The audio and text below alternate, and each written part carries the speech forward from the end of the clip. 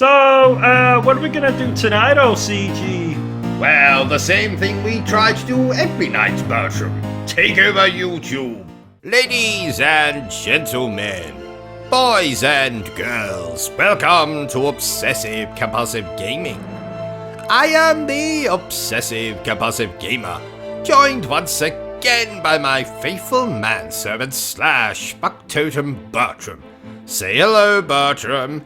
Hello, Bertram. And this is our retrospective for Final Fantasy XII.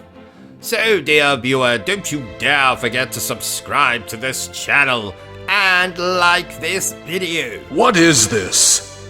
I'm so glad you asked, Barry Burton. Final Fantasy XII is a role-playing video game that was developed and published by Square Enix in 2006. A year I remember fondly as the year I followed Solid Snake home from a party and caught him playing with his liquid snake. Oh. Don't you oh me, Bertram. I got you playing with your revolver ocelot last night. You did? I did. Anyway, that's enough of these Metal Gear Solid puns. We're not here to discuss those games, though we will eventually. We are here to discuss Final Fantasy XII, which is, you guessed it, the 12th main entry in the Final Fantasy series of games. How many Final Fantasy games are there in total? Let me just access that part of my brain where that information is stored. Do you need a spoon? No, thank you. I have a knife right here. Okie dokie.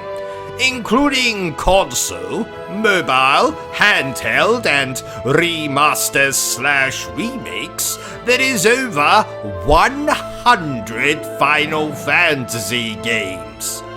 Oh, that's a lot. Oh, that's nothing. I've got ideas in my head for 123 video games. Oh, I'm surprised there's enough room in your head for that many ideas.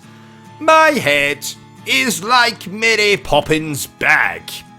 Wow, we've had references to Metal Gear Solid and now Mary Poppins.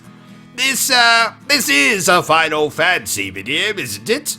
I think so. So, Final Fantasy XII's story takes us to Ivalice, where the empires of Arcadia and Rosaria are waging an endless war. Dalmasca, a small kingdom, is caught between the warring nations. When Dalmasca is annexed, that means fucked up. When Dalmasca is annexed by Arcadia, its princess, Ash, creates a resistance movement. During the struggle, she meets Van, a young adventurer who dreams of becoming a sky pirate in command of an airship. They are quickly joined by a band of allies, and together they rally against the tyranny of the Arcadian Empire. Oh, that sounds exciting. It really is. Well, mostly. Go and watch my review for my full unedited thoughts on the game. Is that the review you make that really inappropriate joke about Zidane from Final Fantasy IX and a banana? Well, you'll just have to watch it and find out. Oh, but I'd rather play with my revolver ocelot than watch it. What did you say? Nothing. Development for Final Fantasy XII took 5 years and began in December 2000 and was headed by Final Fantasy Tactics director Yasumi Matsuno and Final Fantasy IX director, Hiroyuki Ito. What do you think of Final Fantasy Tactics? People love it! Yes, people also love Skyrim, and you know what I think about that. That you would rather wipe your backside with barbed wire than play Skyrim again? You got it. And sadly, I feel the same way about Final Fantasy Tactics. But luckily, we're not here to discuss Final Fantasy Tactics. What was I talking about? Oh yes, Final Fantasy XII's development. Now, Matsuno provided the original concept and plot for the game, but was forced to bow out a year before release due to health concerns. Oh, what was wrong with him? His penis randomly exploded one morning. Really? No, not really. So, as a result of that, the development team and a new duo stepped forward to direct the game. Ito and Hiroshi Minagawa, while Akitoshi Kawazu of Saga series fame became the game's executive producer. Series creator Hironobu Sakaguchi was disappointed by Matsuno's departure and declined to play the game beyond its introduction. Oh, that's not very nice. I know. I could never play a Final Fantasy game's intro and then just stop. That would make me go insane. Aren't you already insane? Yes, but that's because I played the first hour of Final Fantasy XII Revenant Wings before my penis randomly exploded, taking my Nintendo DS and Final Fantasy XII Revenant Wings with it. Oh! Anyway, after Matsuno's departure, Miwa Shoda wrote a storyline for the game premised on the basis of the cutscenes and world setting that had already been finished. Scenario writer Daisuke Watanabe then fleshed out Shoda's plot into a script. Now, this script was then translated into English by Alexander O. Smith, who had previously worked on Vagrant Story and Final Fantasy X. What else can I tell you about the development? Oh yes! Now, at the beginning of the game's development, it was decided to move away from the random encounters that plagued Final Fantasy games for years. You really don't like random encounters, do you? Can't stand them. Which is why, when a prostitute randomly approaches me when I walk down the street, I have the desire to hold the R2 and L2 buttons to escape. So instead of random encounters, the developers developed the Active Dimension Battle System, or ADBS, if you will. ADBS? Is that similar to ADHD? No! So shut up, ASAP. The ADBS allows the player to move seamlessly from battle to exploration. This also led to the creation of the Gambit system, which we will discuss in more detail later. At the early stages of development, a two-player mode was considered for the game, along with an idea that you could recruit NPCs to join in mob hunts. Mob hunts? Who do you hunt down? The best? Michael Myers? The Freeman? No. Just monsters. Oh! Now that and the two-player idea were dropped early though, due to limitations with the PlayStation 2 hardware. Oh, the option to play the game in co-op would have been amazing. Well, luckily you can do that in Final Fantasy XI and 14. Oh, maybe we can play Final Fantasy XIV after we finish this little retrospective. Come now, Bertram. You know I hate playing with commoners online. Oh, I told you this before. You can't catch a disease off them playing a game online. It's not like you're in the room with them. Don't lie to me, Bertram. You know full well that I caught a cold off that 19-year-old bastard I played Diablo 3 with back in 2017. That was your nephew. And you were in the same room. In the same bed. Moving on. Now, the music for Final Fantasy XII was composed by Hitoshi Sakamoto, with Hayato Matsuo and Masaharu Iwata creating 7 and 2 tracks respectively. Nobuo Uematsu, the composer responsible for the best Final Fantasy soundtracks, including 6, 7, 8, and 9, sadly only contributed the ending song, Kiss Me Goodbye. Oh, at least it's a lovely song. 'Tis that. So, what else do we need to discuss? Oh yes, the game's art style. The art team for Final Fantasy XII, led by art directors Hideo Minaba and Isamu Kurari and Isimu Kamiko.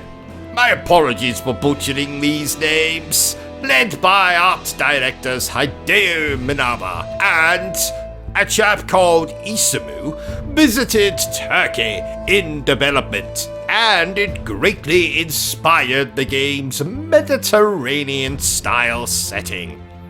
You'll also find styles and decoration reminiscent of India, and, bizarrely, New York City in the game. Oh, what elements were inspired by New York City? The Spider-Man and King Kong cameos, of course. Oh, there's cameos from Spider-Man and King Kong in Final Fantasy XII? No, because that would be fucking ridiculous.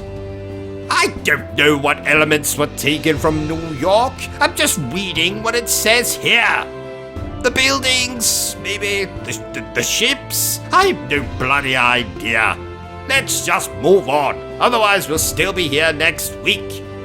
So, let's talk a little about the character designs. Again, we'll talk about this more later, but the decision to make this game's characters look similar to those in Vagrant Story seems deliberate.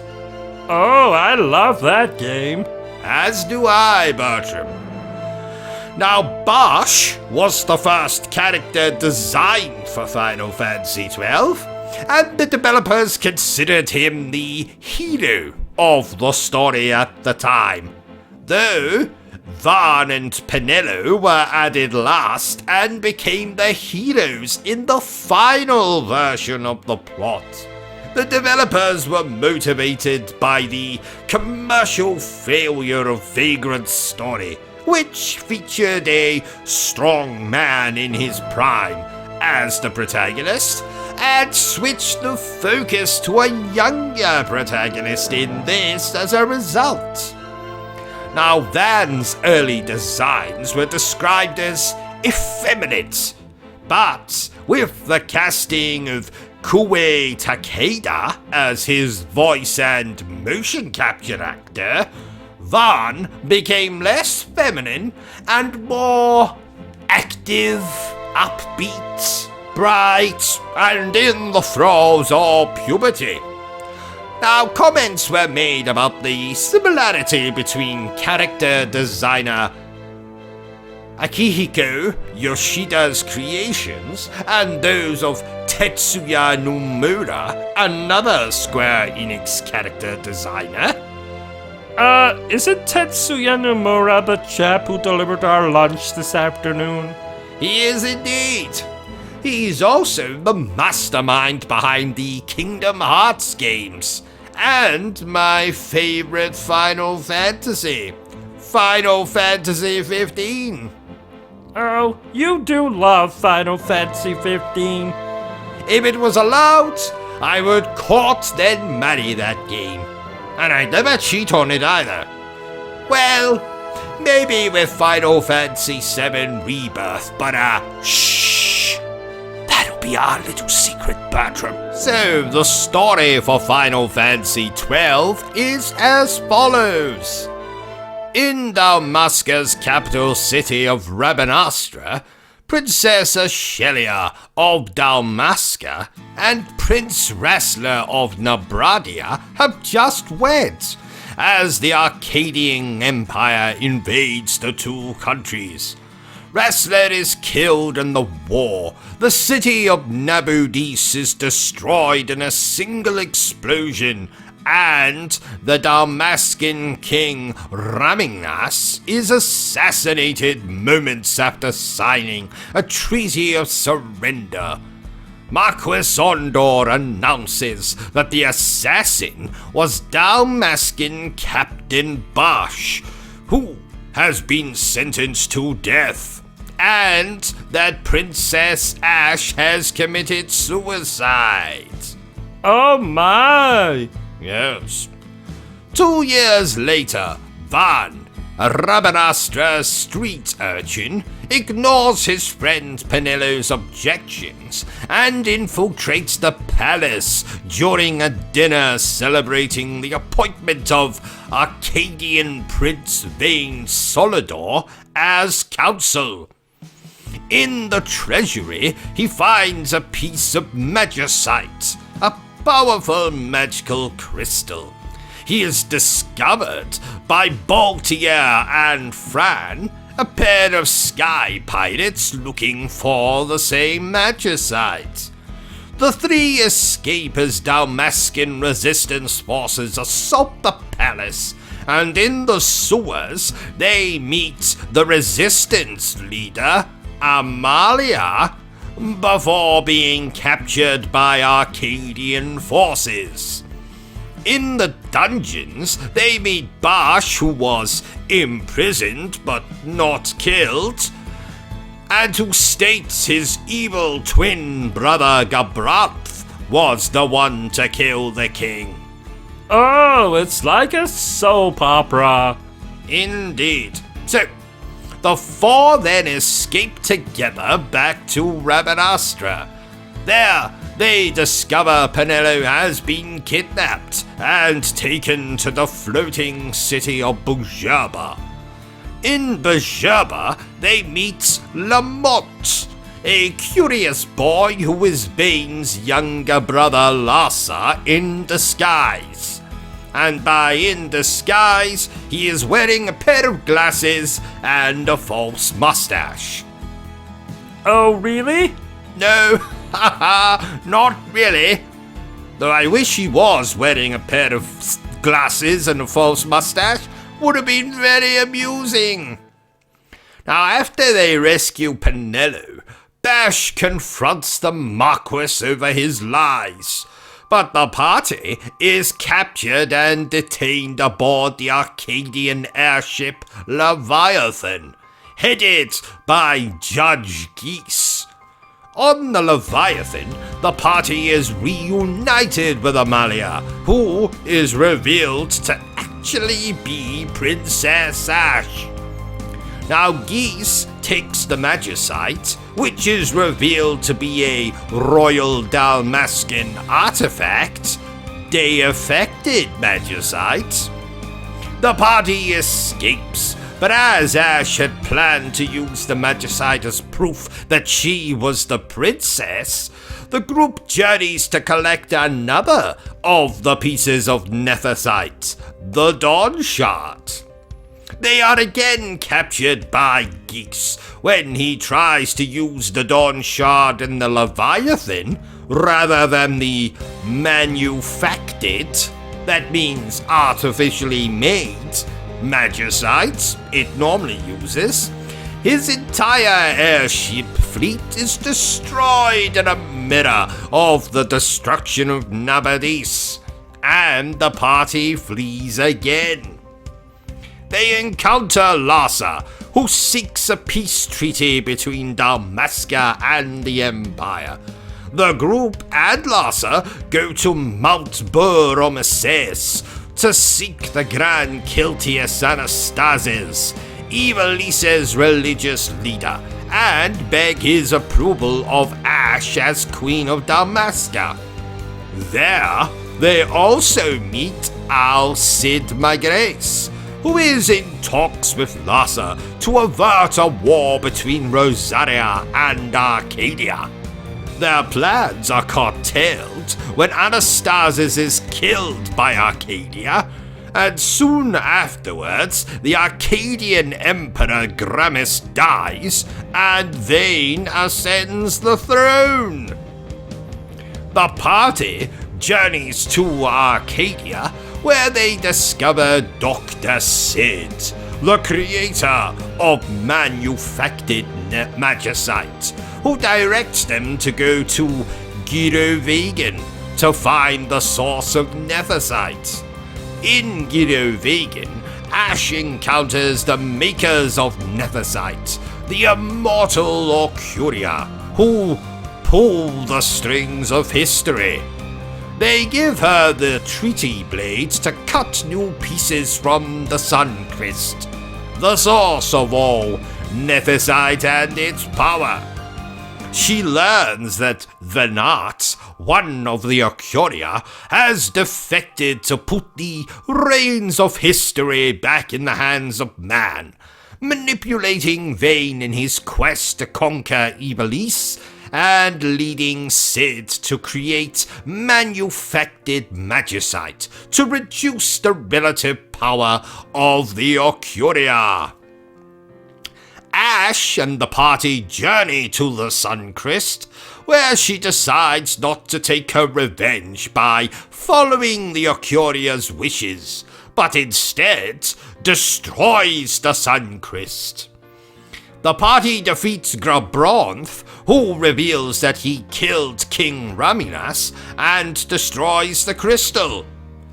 Al Cid tells them that the Dalmascan resistance led by Ondor is about to fight Arcadia in Rabanasta. But the Arcadian forces now include the Sky Fortress Bahamut. They infiltrate the Bahamut and find Larsa failing to dissuade his brother Vane from his plans for war. They defeat Vane and Vanar, and Ash and Larsa announce the end of the conflict to the battlefield. Larsa becomes the Arcadian Emperor, and Ash the Queen of Dalmasca. Bash replaces his brother Gabranth as Larsa's protector. Van and Penelo fly an airship to meet Voltaire and Fran for another adventure. Understood, Bertram? No, not really. Quite a complicated plot. Yes, 'tis that. I played the game hundreds of times, and I still don't have a bloody clue what's going on. Final Fantasy XII is set within the land of Ivalice, during an age when magic was commonplace, and airships dominated the skies. When was this? Last Tuesday. Oh. Ivalice is divided into 3 incontinents. I think you mean continents. Yes. Ivalice is divided into 3 continents, those being Odalia, Valendia, and Caerwan. Ordalia is where the Rosarian Empire makes its home. Valendia is the home of Imperial Arcadia, where lush highlands dot the landscape. Central to the story of Final Fantasy XII is Dalmasca, a small kingdom located in the middle of the Gautian Peninsula of Ordalia. And you'll spend the whole game going through all of these continents, exploring dungeons and fighting enemies. Oh, the world in this game is huge. So is your mother. What's your point, Bertram? No point. I was just observing. Well, why don't you observe the kitchen as you fetch me a coffee? Yes, dickhead. What was that? I said, yes, sir. So, like I already said, the design of Iblis was heavily influenced by Mediterranean countries. And this is reflected in the game's architecture. What does architecture mean? You know, the cities, the buildings, the pubs, the whorehouses, the toilets. All of this is architecture. Oh! Final Fantasy XII has 6 main playable characters. Now, most of the time you play as Vaughn, an energetic orphan who dreams of becoming a sky pilot. Oh, I had a dream about my mother breastfeeding me. That's nice. Anyway, we also play as Princess Ash, the future queen of Dalmasca, who lost her father and husband in the Arcadian invasion. But fear not, dear viewer, I can confirm that they consummated the marriage before his violent death. How do you know? Were you there? Yes. Oh. Don't worry, Bertram. I got the whole thing on video. We'll watch it later. Haha. Maybe you can make those hot dog things I enjoy. Next, we have Bosch, a disgraced knight of Dalmasca, charged with treason for slaying the king. Naughty, naughty. Baltier, a gentlemanly sky pirate. Fran, Baltier's partner and a Viera exile, whose knowledge extends to legends and myths. And last and most definitely least, we have Penelo, Vaughn's childhood friend. Now, occasionally, you'll be joined by guests who fight alongside your party. But like a stubborn prostitute in a chicken costume, you have no say in what they do. What? You'll be joined by Vossler, a Dalmascan knight and member of the Resistance, and occasionally Larsa, a charismatic seeker of peace. He is also the younger brother of this game's main villain, Vayne, a military genius. He's not Final Fantasy's best villain, but he does make for an epic multi-phase boss fight at the end of the game. Speaking of villains, like my own family, there's quite a few evil bastards to be found here.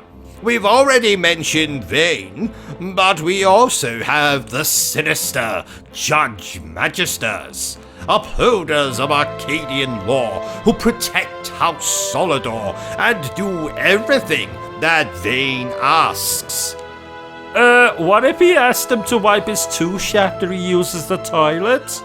Then they would have to do it.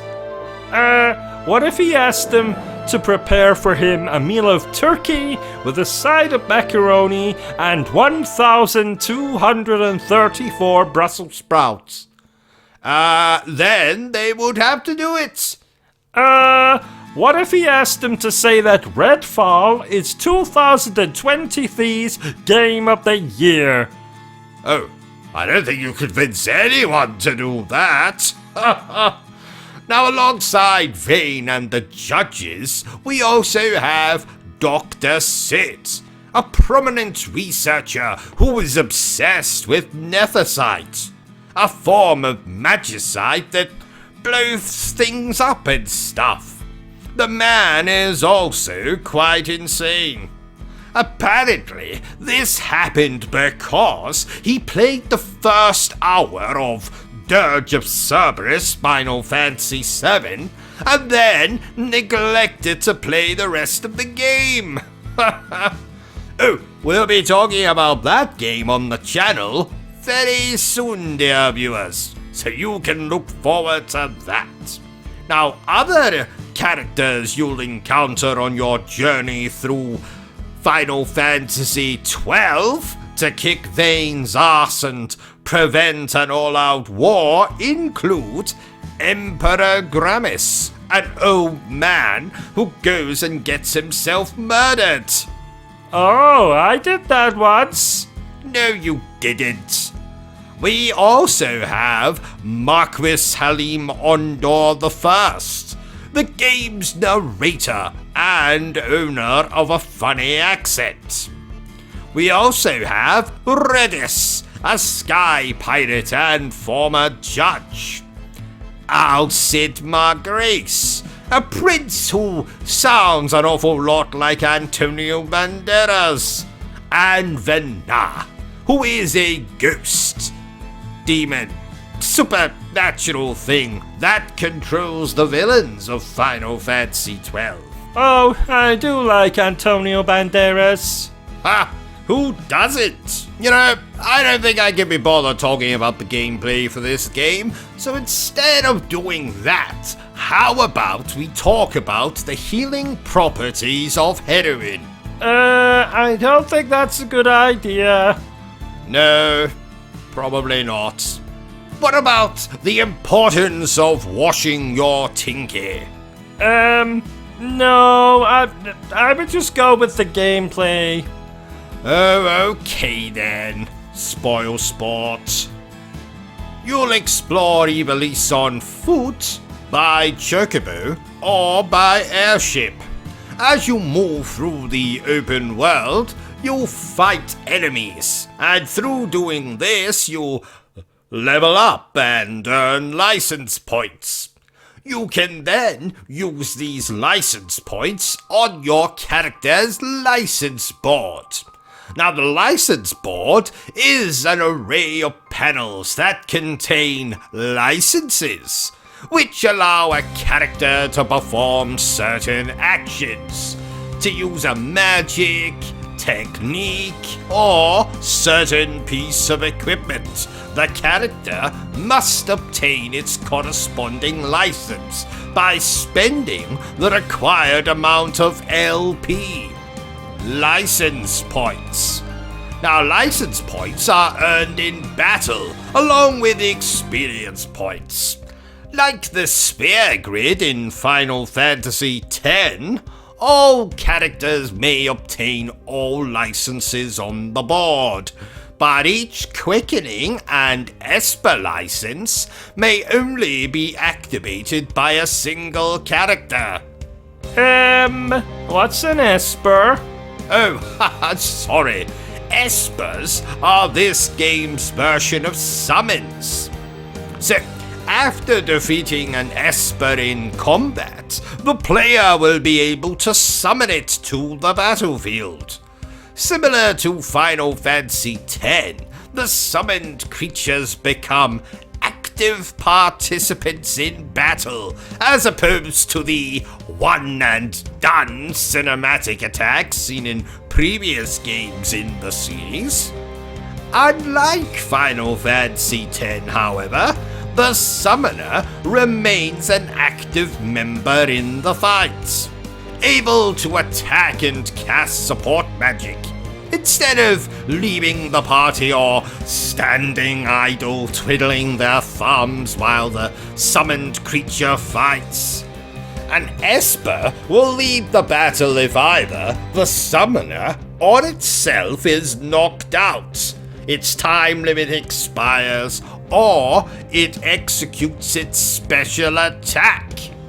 You can't control Espers directly. They act dependent on certain hidden gambits. What are gambits? Oh, sorry. The gambit system is something new introduced in Final Fantasy XII. It essentially allows the player to program each character to perform certain commands in battle in response to specified conditions. Using gambits, the player may set reactions to different stimuli for each character. Oh, I like that word, stimuli. Sorry. Continue. Yes. Each gambit consists of 3 parts: a target, an action, and a priority. The target specifies which ally or foe to act on, and the condition for applying the action. So, for example, the target, ally, HP less than 70%, causes the character to target any ally whose hit points have fallen below 70%. Understood? Not really. Now, the action is the command to be performed on the target. The priority determines which gambit to perform when multiple gambits are triggered. Understand? No. It's okay, Bertram. Neither do I. In a nutshell, it's just a fancy way to control how your party functions in battle. I think. Now, what else can I tell you about the combat? Oh, yes. Though you only control one party member in battle, your compatriots are controlled by the game's AI, you can change to any party member at pretty much any time during the battle, and if, God forbid, your 3 party members die or collapse from exhaustion after eating too many Twinkies, you can swap in your other 3 party members to replace them. Has anyone ever collapsed from eating too many Twinkies? I got no bloody idea. Just sounded funny in my head. I don't even know what the hell a Twinkie is. Oh, did I explain what quickenings are? No, I don't think so. Well, quickenings are basically Final Fantasy XII's version of limit breaks. Oh! So you explore, get into fights, use quickenings and attacks and abilities to fuck your enemies up. And upon finishing the battle, you earn experience points, skill, and loot that you can sell at shops to buy new weapons, accessories, and breast enlargements. Maybe not that last one. Final Fantasy XII, released in 2006 for the PlayStation 2 to critical acclaim. It would be followed by a direct sequel called Remnant of Wings or some such bollocks, and that was released for the Nintendo DS in 2007. And in 2017, we would get Final Fantasy XII, The Zodiac Age, a high-definition remaster of the exclusive Japanese International Zodiac Job System version of Final Fantasy XII for the PlayStation 4. The remaster was largely developed by Virtuos, who previously developed the Final Fantasy X X2 HD Remaster. Final Fantasy XII The Zodiac Age would release for PC in 2018 and for the Nintendo Switch and Xbox One in 2019. Haha, sucks to be you, Nintendo and Xbox fanboys. Now if you haven't already, then I implore you to buy, download, steal, or sell your body to get your hands on Final Fantasy XII. And play it, goddammit! So, there you have it, ladies and gentlemen, our retrospective for Final Fantasy XII. If you enjoyed this little video of ours, don't forget to give me a thumbs up. If you haven't enjoyed it, well then feel free to give me a thumbs down. Please remember there's already a review and a full playthrough for Final Fantasy XII on the channel, so go and watch them right bloody now. But please remember the single most important thing I always tell you, dear viewer, and that is to always stay obsessed with gaming. Say goodbye, Bertram. Goodbye, Bertram. Are you still here? Oh, you must have really enjoyed this video then. In that case, you had better subscribe to the channel and check out our other content. Otherwise, you're a booby pants, and no one wants to be a booby pants.